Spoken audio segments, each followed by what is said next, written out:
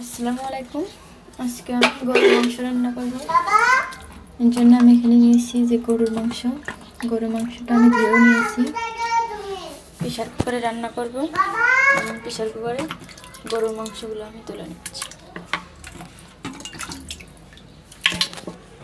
এখানে একটা আলু কেটে দিয়েছি আমি, আর এদিকে হলুদ আর মরিচের গুঁড়ো একটা পেস্ট বানিয়ে দিয়েছি। এভাবে আগে থেকে হলুদ আর মরিচের গুঁড়োতে একটু পানি দিয়ে করে তুলে তাহলে বাটা মশলার মতন স্বাদ পাওয়া যায়। এই জন্য আমি একটু রেডি করে রাখছি আগে। আর এদিকে জিরে বাটা, আদা রসুন পেঁয়াজ বাটা, এই যে পেঁয়াজ কুচি নিয়েছি। তো এখানে প্রথমে আমি পেঁয়াজ কুচি দিয়ে দেব, জিরে বাটা, আদা রসুন পেস্ট বাটা, আর এই যে পেস্টটা আমি দিয়ে দেব। এখানে দিয়ে দেব লবণ, 2টা কাঁচামরিচ।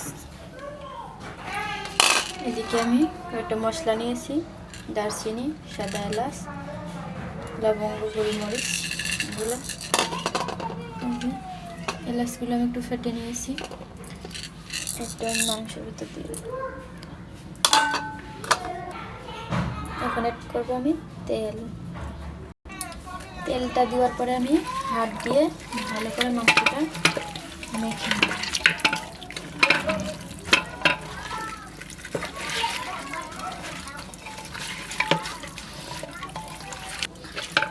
মাংসটা আমি 2 মিনিটের মতন হাত দিয়ে এইভাবে একটু মেখে নেব।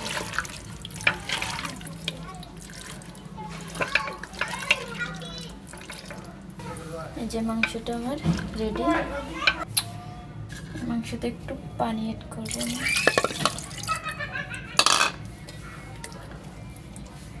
পানি কিন্তু আমি বেশি দেব না, একটুখানি পানি দেব।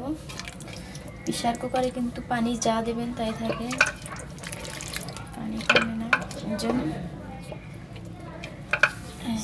এটা আমার রেডি। প্রেসার কুকারের ঢাকনাটা আমি রেখে দেব।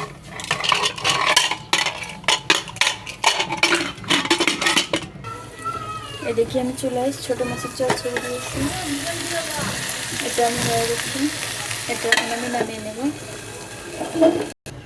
গরুর মাংসটা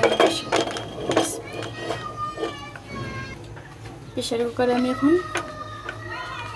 8-9টা সিটি দিয়ে নেব।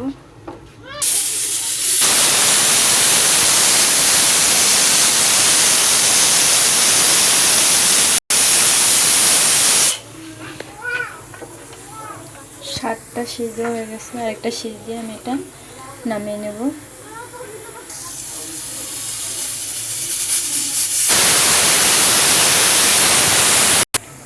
চুলাটা আমি এখন অফ করে দেব।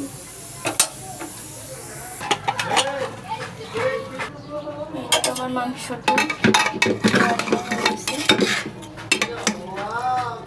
এখানে একটা পাতিল বসে দিয়ে এখানে একটু তেল দেব, পেঁয়াজ কুচিগুলো দিয়ে দেব,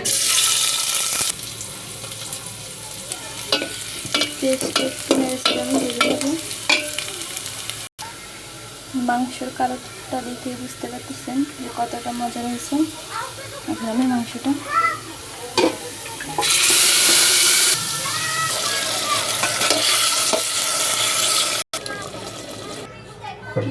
আমার রান্না শেষ, সেটা কিন্তু আমি নামিয়ে নিয়েছি। এই যে আমার মাংস। তো কেমন লাগলো আজকের এই রেসিপিটা? যদি ভালো লাগে অবশ্যই লাইক কমেন্ট শেয়ার করবেন, আমাদের চ্যানেলটি সাবস্ক্রাইব করবেন। আল্লাহ হাফেজ।